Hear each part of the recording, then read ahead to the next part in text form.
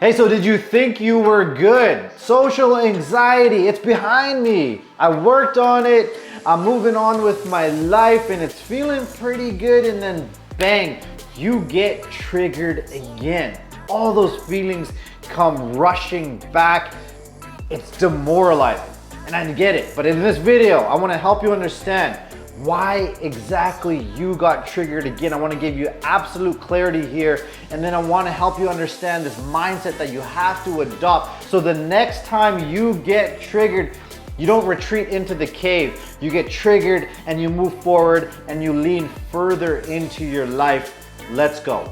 And we're gonna get right into this, but before we do, I just wanna welcome you. If you're new here, my name's Rubin. I'm a transformational coach, and this channel is dedicated to helping you find your fearless expression by reducing your social anxiety and increasing your self-esteem and your feelings of self-worth. So if that's something that resonates with you, consider hitting that subscribe button. There's a bell notification beside it. Hit that as well so you know right when I release a new video so you can check it out right away. Okay, so you've been working on this for a while. Maybe you did a little bit of therapy. Maybe you've been working on reframing your thoughts. Maybe you did some emotional releasing, and that's allowed you to live somewhat more normal. In other words, social anxiety isn't controlling you as much, and because of that, you started to put yourself out there, but then what happened is you get triggered. Those scary feelings come back in with a vengeance. And that voice in your head is beating up on you, telling you that you're still the same person. You didn't make any progress, you're still broken, you're still a fraud, you're still affected from your childhood and your past experiences, and this voice is just beating up on you. And the fact that this voice is beating up on you, what that tells me is that you are essentially lacking awareness. Awareness around what specifically your triggers are and why they're coming up in the first place. And we want to look at this diagram here that I've drawn up for you. So both the external world and internal world have an influence over what you will experience. So let me give you an example here. The external world, the people, the situation, and the circumstances are going to heavily influence what you experience internally. And your internal beliefs, perceptions, the thoughts and feelings running through you in that moment is also going to influence what you experience within that conversation. Do you experience a disconnection? Do you experience self-consciousness? Or do you experience connection? Do you experience fun? Are you going to be able to find your true expression so that you can experience a deeper connection with others? And if you're not aware of both, it has to be both. You have to be aware of the external world and you have to be aware of your internal world, how they're connected, because if you are not, when you get triggered again, your self-esteem is gonna plummet. That voice is gonna beat up on you, and that's when you're gonna get those feelings like you're stuck, you're hopeless, because essentially you don't have something to work on. You don't have any data points for how to improve your situation. And then when you don't have the reference points for what to improve, that's when you start to feel stuck. That's when you start to feel depressed. That's when you want to disengage from people in life. So a healthy self-esteem, you must understand, in order to develop it and keep cultivating it, you have to keep taking up more and more space in the world. So this diagram on the right here, on the external, what this looks like is we all have this sense of this internal authentic self, this higher self that's within us. And it's this black dot here in the middle. It wants to take up more space. What does that mean? Is you want to be more authentic in a conversation or be more conversational. What does that mean? It's just your authentic self, instead of being in your head and trying to be perceived a certain way, you want to get away from that. You want to get away from the self-consciousness. You want to get away from putting on this fake mask. You want to be more authentic, more expressive, more engaged. What does that mean? Is your authentic self, it wants to expand. That is the true meaning of self-esteem. So first and foremost, on the external world, you want to understand what this boundary is that you're crossing. What exactly are you expanding into? What do I mean by that? is what does taking up more space in the world mean for you in this particular part in time? You have to have absolute clarity here. And when you take up more space, for example, right now for you, maybe it's taking up more space in conversations, being more present in a conversation. Maybe it's not engagement right away. Maybe for the first step, it's I just want to be more present. I just don't want to be so checked out in my head. All I want to do is feel safe in my body within a conversation. And what I have up here is when you cross more boundaries, when you take up more space as your authentic self, you are going to eventually be getting closer and closer and closer to people. This is intimacy. What you're truly working towards is being more intimate with people, being more deeply connected with people, and in the process, being more deeply connected to yourself. So let's get back here. What dictates whether you can take up more space in a conversation? Be more present in a conversation, be more conversational, for example. What dictates this, whether you are able to cross this next boundary and take up more space? Well, it's your past, it's your subconscious, because for you to take up more space within a conversation is step number one, is you have to stop avoiding the conversations. That's step number one. So for example, I'm thinking of a student of ours who was absolutely convinced that I don't have anything to offer. I'm so lame, I'm so boring, I have nothing to contribute to conversations. And what his solution was at the time was, I'm gonna just start researching interesting topics so I can talk about them. Then maybe if I have more interesting things to talk about, maybe I can get into the conversation and I can be more conversational. And I said, wrong. That is not the issue. You already have a true personality. It's just, do you have the space? Do you have the confidence? Do you have the safety in your body for that true personality to come out? And so what we looked at initially was, we looked at in the internal, in the subconscious, all of the different experiences. These little circles here are experiences, and this is how your subconscious mind works.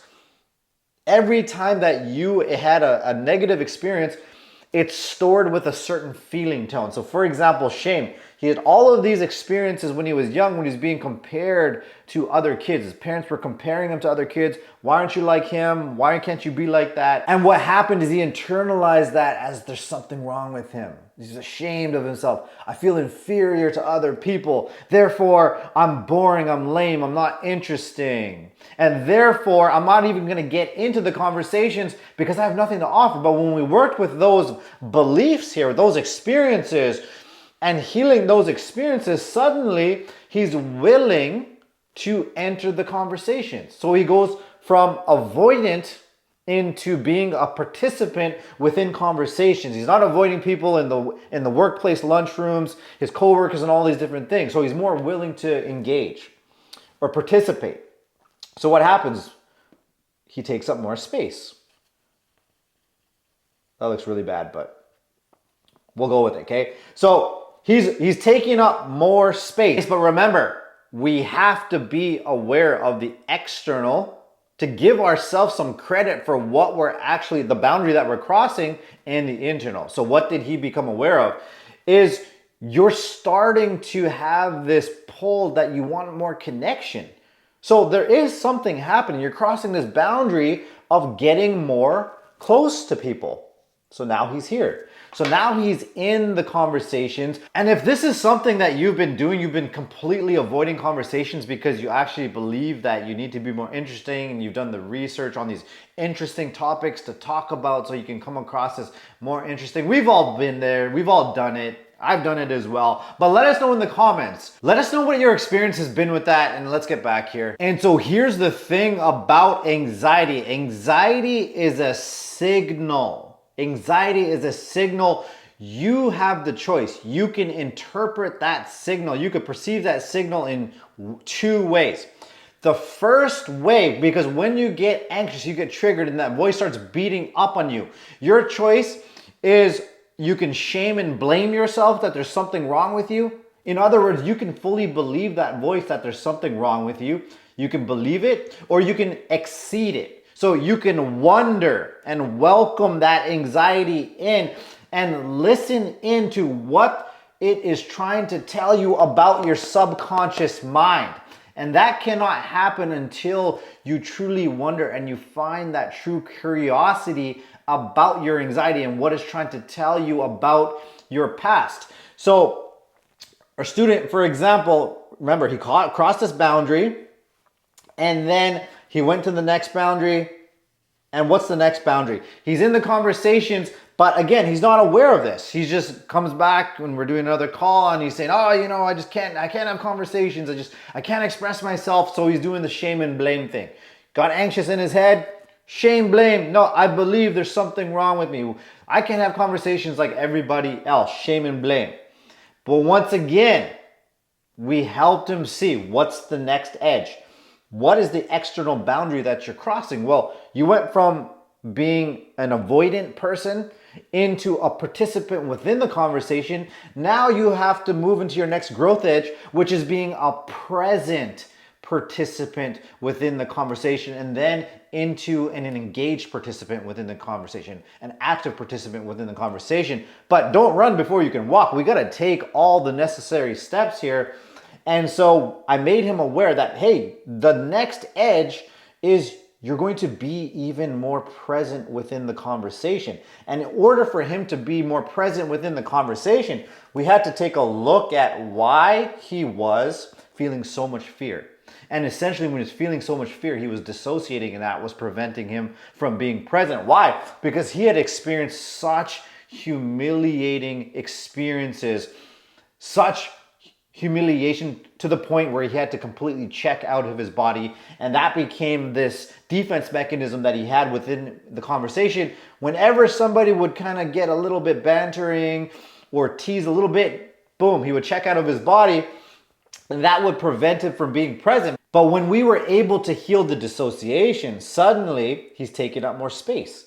Because what do I mean by that? This can be a little bit confusing because you're thinking maybe, yeah, he's in the conversation, but how is he taking up more space? Because he's in the conversation, but he's not in his head. He's in the conversation and he's present.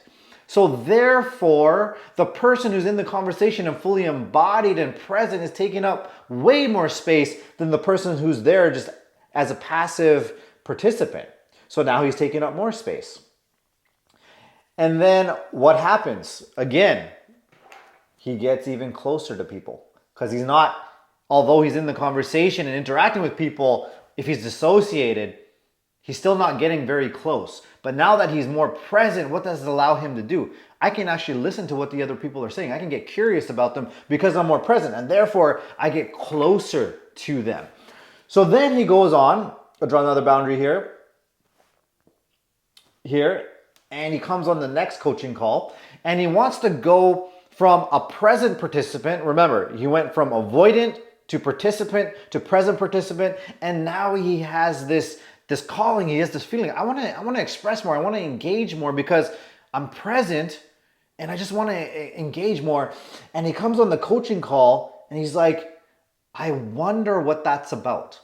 I wonder what that's about. And I had a huge smile on my face. I'm like, yes, you were in your head, but you didn't use that as something to shame and blame yourself. And you didn't use that as something, when that signal came, that anxiety came, you didn't believe the voice that there's something wrong with you. No, you wondered and you welcomed in the anxiety. You listened for what the signal is.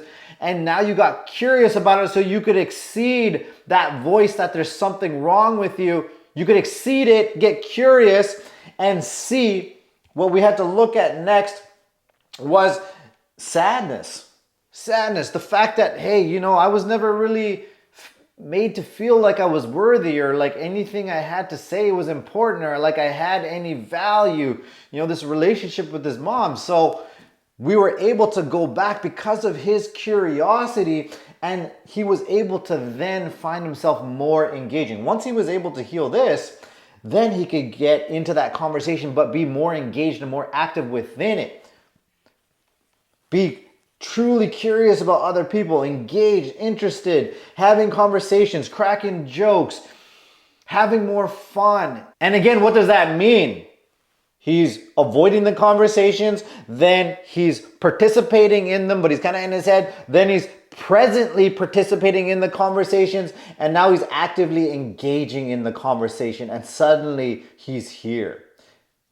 Think about the intimacy, think about the connection, think of how close he is. Think of how much closer he is to actual friendships, actual connections with people, because he keeps crossing these external boundaries. And when they come up, he uses it, the anxiety that comes up, as a signal, not to shame and blame himself, but to wonder and welcome it in, listen to what the message is, so he can take a look at his past, heal from it, so that it no longer comes up, so that he could take the incremental steps and have that steady progress along the way, instead of having that big goal and then having that unrealistic expectation of himself, completely avoiding the conversation, to being fully engaged and conversational, and setting that unrealistic expectation and then beating up on himself when he wasn't able to meet that unrealistic expectation, and essentially setting himself up for failure in the process. There's a much more gentle way here. Okay, so if you get triggered again and it's sending you back to feeling ashamed and isolated and you're feeling defeated, it's because you don't have the clarity here on what's happening. What is the boundary that you're crossing? This is often hidden. I want you to really think about this. What is the true boundary? Is it incrementally? Is it about just getting into the conversation? Is it about maybe just being a little bit more present? Is it maybe just speaking up for yourself a little bit? Maybe you're working on assertiveness. Maybe you don't go from being super passive to speaking up for yourself. Maybe when somebody makes a comment towards you, the first step is to not look at the ground and just keep the eye contact. The incremental steps. And then also remember, when the anxiety comes, it's a signal. It's a signal, and you can interpret it in two ways. Remember, you can shame and blame yourself and believe that voice that there's something wrong with you, or you can wonder and welcome that anxiety in. Get curious about what it's trying to tell you about your past that you haven't healed from, so that you could exceed that voice that's trying to tell you that there's something wrong with you. No, move beyond the control of it so that you can lean back into your life. You get triggered, but no, you use it as a signal to strengthen yourself, to make yourself more robust, and to lean further into your life and take up more space in the world. And also to get what you ultimately want, to get close to people, to experience connections with people. That's what it's all about. So if you need help with this, I encourage you to take my free masterclass. I'm gonna link it below the video. Make sure you take that masterclass so I can show you how to get clarity on the external and the internal, the people, the situations, the circumstances, and also what's coming up internally for you, so that we can reduce that social anxiety, increase your self-esteem, and you can move beyond the control of that voice that's trying to convince you that there's something wrong with you. There's nothing wrong with you.